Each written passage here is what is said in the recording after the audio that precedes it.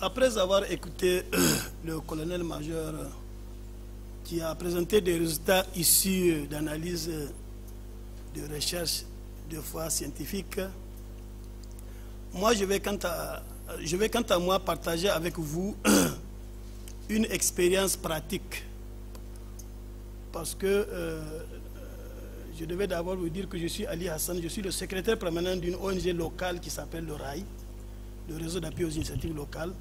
Donc c'est une expérience du RAI en matière, en tout cas, de coproduction de la sécurité que je vais partager avec vous.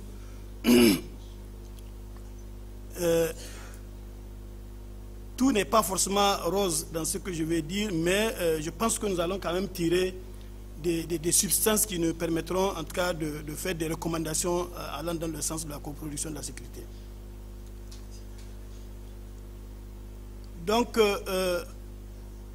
il s'agit d'une expérience, d'une approche que RAI a expérimentée sur le terrain avec l'appui technique et financier d'une structure qui s'appelle ISUP, l'Institut des États-Unis pour la paix. C'est un partenariat RAI-ISUP qui date de 2016. Et à cette date déjà, nous avions posé cette question dans le même esprit, c'est-à-dire la question du sous-débat, le thème du sous-débat, à savoir comment améliorer la collaboration entre les FDS et les communautés pour une meilleure cogestion de la sécurité.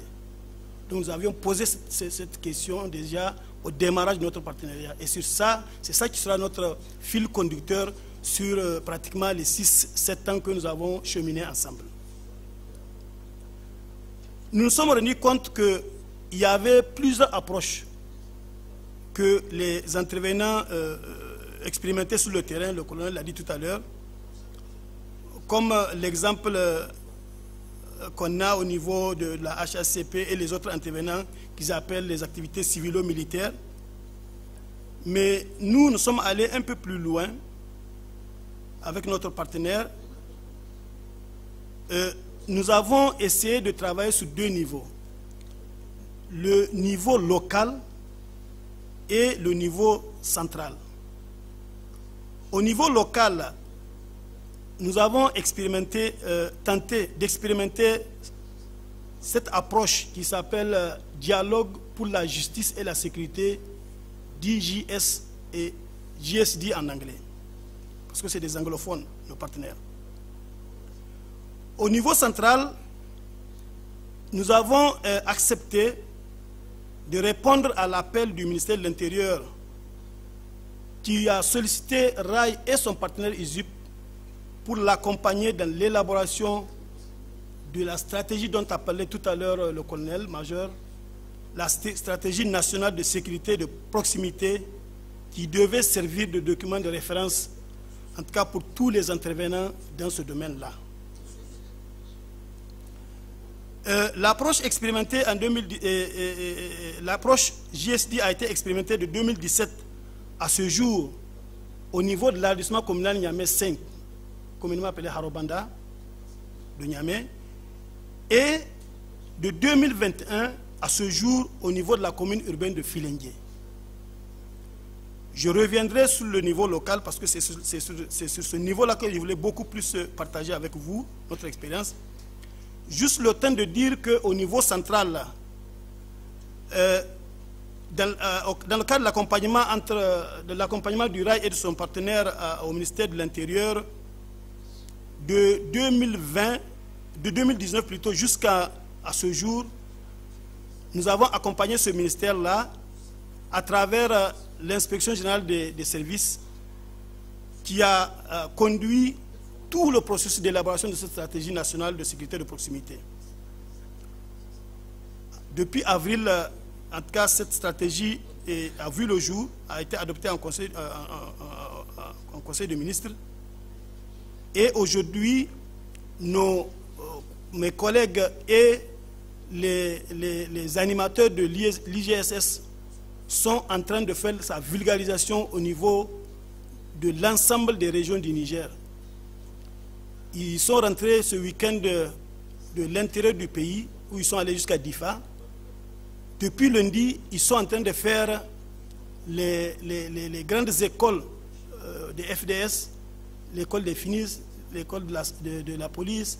Ils sont en train de faire ces écoles-là pour vulgariser cette stratégie. Au niveau local, il s'agissait pour nous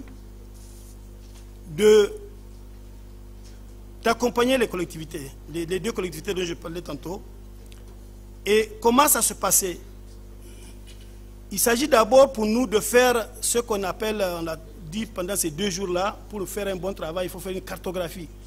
Nous avons fait d'abord une cartographie des acteurs qui interviennent dans le domaine de la sécurité, ou les acteurs qui sont concernés par la sécurité mais qui n'interviennent pas dans le domaine, qui n'agissent pas. Donc ceux-là aussi font partie de notre cartographie parce qu'il faut qu'ils fassent quelque chose. Et au niveau de l'arrondissement communal Niamey 5, cette cartographie nous a permis de savoir qu'au niveau des FDS, il y a le peloton de la gendarmerie que vous voyez juste après le pont.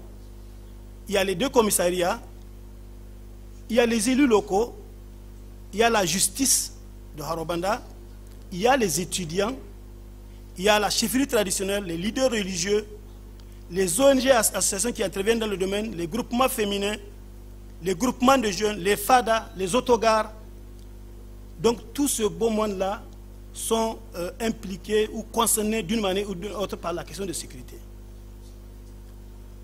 Donc, après avoir fait cette cartographie, nous avons accompagné la commune à organiser des séries de dialogues avec l'ensemble de ces acteurs-là, où chaque catégorie d'acteurs est représentée par 1 ou 2 personnes, selon la qualité de l'acteur.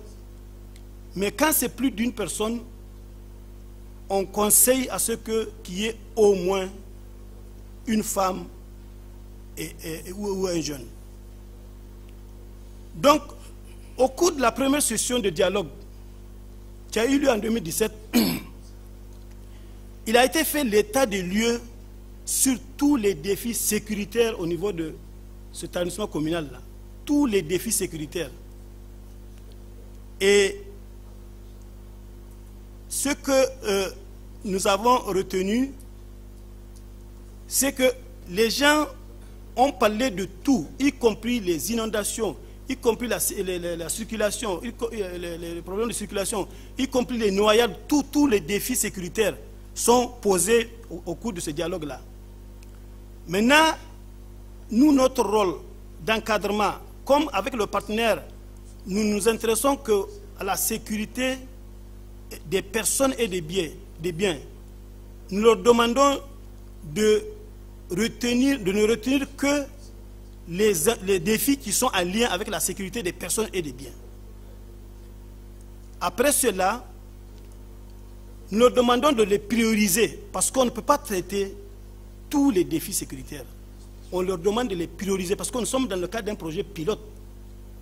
Donc, les gens priorisent les défis et les dialogues suivants, on leur demande de prendre un seul défi pour essayer d'analyser comment les acteurs collaborent entre eux par rapport à ce défi-là.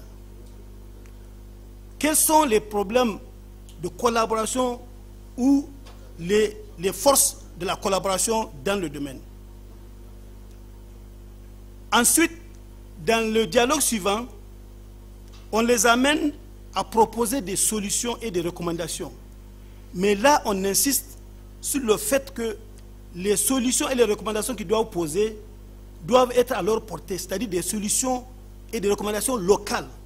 Pas dire qu'il faut que ISUP leur amène ci, que RAI amène tant, que l'État amène des solutions au niveau local pour pouvoir pérenniser la chose.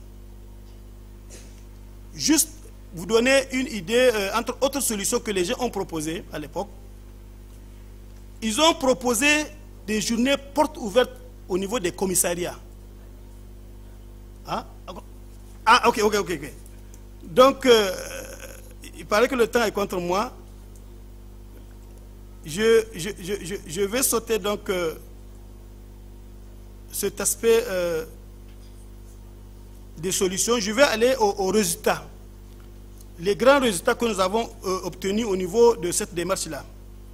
D'abord, il y a une stratégie communale de sécurité qui a été élaborée de manière participative au niveau de l'arrondissement communal Niamey 5. Et ça, c'est les communautés, c'est dans les débats, au cours des différents débats, parce qu'il y a eu plus de 20 dialogues qui sont organisés. C'est là-bas que la nécessité d'élaborer une stratégie communale de sécurité est née, et nous avons accompagné à élaborer cette stratégie de sécurité, et avec l'élaboration de son plan d'action. Et l'arrondissement communal Niamey 5 a organisé une table ronde en mai 2022 au niveau de Radisson pour mobiliser les bailleurs autour de cette stratégie-là. Il y a la ville bon, parce que vous savez, les arrondissements communaux aujourd'hui n'ont pas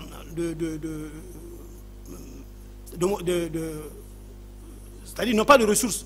Donc la ville a accepté de financer, en tout cas de contribuer au financement de cette stratégie. Et les autres partenaires, chacun a pris des engagements. Il y a aussi la mise en place des cadres de consultation. Au niveau de ces rencontres-là, ils ont vu la nécessité de créer des cadres de consultation. Un cadre de consultation communal et des cadres de consultation au niveau de chaque quartier et hameau de l'arrondissement communal Niamey 5. Ensuite, on peut citer aussi comme résultat la stratégie nationale de sécurité et de proximité dont a appelé mon colonel-major, même s'il y a des insuffisances. En tout cas, aujourd'hui, le document est là. Pour finir, des recommandations. La première recommandation, c'est d'abord que la stratégie nationale de sécurité et de proximité soit un cadre unique de référence en matière d'approche de gestion de la sécurité, parce que c'est un document de l'État. Il faut que tous les intervenants qui vont en tout cas mener des actions sur le terrain par rapport à la sécurité puissent en tout cas se référer à ce document-là.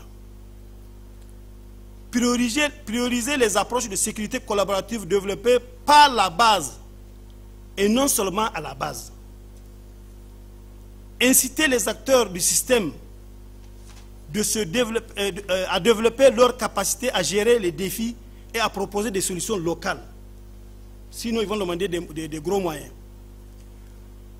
Amener toutes les communes des zones fragiles à se doter de stratégies communales de sécurité et de sécurité communale et de cohésion sociale.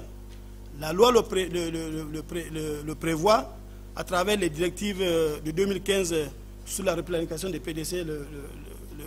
L'ancien SIG du ministère du Développement communautaire est là pour aborder dans ce sens.